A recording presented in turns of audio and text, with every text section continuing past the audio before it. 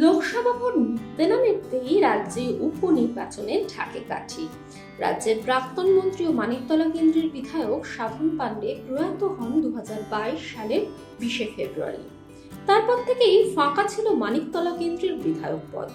আগামী 10 জুলাই রয়েছে ওই কেন্দ্রে উপনির্বাচন। প্রয়াত সাধন পাণ্ডের সহধর্মিণী সুপ্তি পাণ্ডেকেই ওই কেন্দ্রে প্রার্থী করেছে তৃণমূল। ইতিমধ্যে প্রার্থী হিসেবে হলফনামা জমা দিয়েছেন সুপ্তি পাণ্ডে। তাতেই সামনে এসেছে তার আয়ের খতিয়ান। কত সম্পদের মালকিন মানিকতলা কেন্দ্রে তৃণমূল প্রার্থী, আসুন দেখে নেওয়া যাক।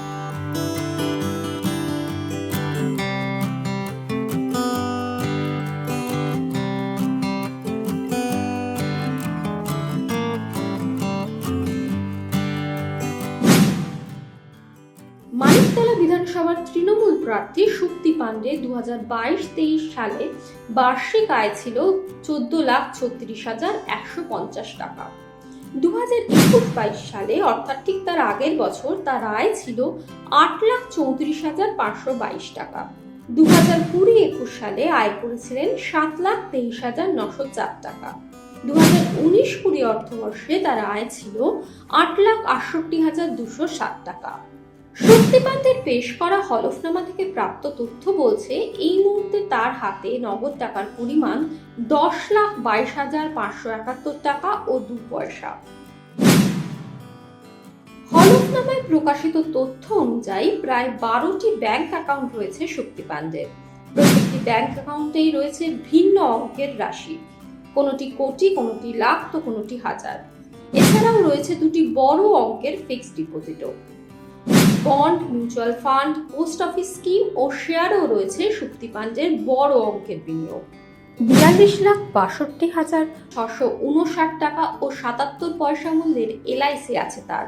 সুপ্তি পাণ্ডের পিপিএফ এ আছে 15,43,351 টাকা ও 13 পয়সা। এছাড়া তার নামে 24 লাখ টাকার একটি লোনও রয়েছে।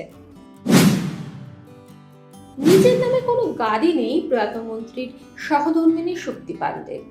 সোনার গয়না রয়েছে 600 গ্রাম, যার বর্তমান বাজার মূল্য হিসেব করলে দাঁড়ায় 15,74,700 টাকা।